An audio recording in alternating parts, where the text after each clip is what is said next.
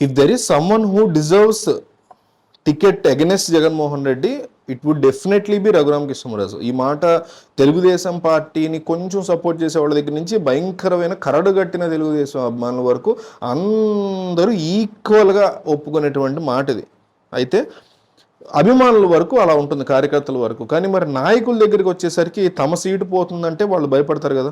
So ఆ పరిస్థితి వల్ల, లేకపోతే ఇక రఘురామ కృష్ణరాజు ఆయన చెప్తున్న వేరే ఫ్యాక్టర్స్ వల్ల కానీ డెఫినెట్లీ ఆయనకి టికెట్ రాదనేది కన్ఫర్మ్ అయిపోయింది. ఎస్పెషల్లీ ఆయన కోరుకునే నరసాపురం దగ్గర మాత్రం టికెట్ రాదని కన్ఫర్మ్ అయిపోయింది. ఎందుకంటే నరసాపురంలో మాత్రం టికెట్ ఇచ్చి ఉంటే, బీఫామ్ ఇచ్చి ఉంటే ఎంపీగా ఆంధ్రప్రదేశ్లో రానున్న 2024 సార్వత్రిక ఎన్నికల్లో తెలుగుదేశం పార్టీ కూటమి గెలిచే మొట్టమొదటి ఎంపీ స్థానం తనదే అవుతుంది అని చాలా కాన్ఫిడెంట్గా ఉన్నారు ఆయన.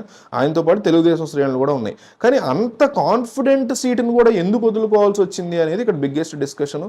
మరి ఆయన ఆరోపణలు చాలా డిఫరెంట్గా ఉన్నాయి. ఆయన ఏమంటున్నారంటే జగన్మోహన్ రెడ్డి తన ప్రభావాన్ని బీజేపీలో చూపించారని, సోము వీర్రాజు లాంటి వైసీపీ కోవర్ట్లు బీజేపీలో ఉన్నారని, వాళ్ళు అడ్డుకున్నారు తన టికెట్ అంటూ కూడా ఆయన చాలా సీరియస్ అవుతున్నారు. ఇంకో పక్క విజయనగరం టికెట్ ఆయనకి ఇచ్చే అవకాశం ఉందని, ఇక్కడ కూడా క్షత్రియ సామాజిక వర్గం ఓటర్లు ఎక్కువ ఉండడంతో, ఈయన కూడా అదే సామాజిక వర్గం అవడంతో ఇక్కడ గతంలో అశోక్ గజపతిరాజు ఎంపీగా గెలవటం కానీ, కేంద్ర మంత్రి కూడా అవటం, ఏవియేషన్ శాఖ మంత్రిగా పనిచేశారు ఆయన గతంలో. సో ఇట్లాంటి పరిస్థితుల నేపథ్యంలో అక్కడ ఈ ప్రాంతంలో ఆయనకి ఇస్తారనే డిస్కషన్ నడుస్తుంది. అయితే రఘురామ కృష్ణరాజుకి ఏమీ ఇన్ఫ్లుయెన్స్ తక్కువ లేదు. ఆయనకి యూనియన్ మినిస్టర్ల ద్వారా కానీ హోంమంత్రి వరకు, అంటే అమిత్ షా వరకు కూడా చేరుకోగలిగే ఛాన్సెస్ ఉన్నాయి.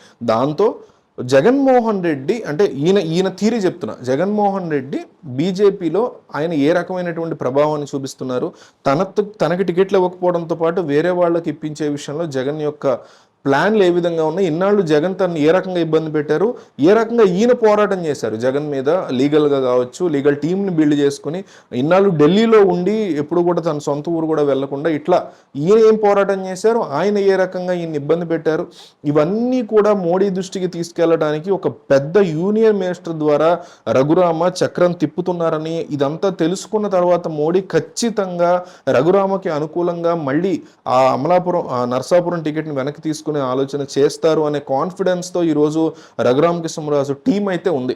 సో ఇది ప్రాక్టికల్గా జరుగుతుందో లేదో తెలియదు, కానీ ఇది ఒక రకమైనటువంటి ప్లాన్గా తెలుస్తుంది. సో ఇది వర్కౌట్ అవుతుందని తెలుగుదేశం పార్టీకి సంబంధించిన సపోర్టర్లు అందరూ అంటున్నారు.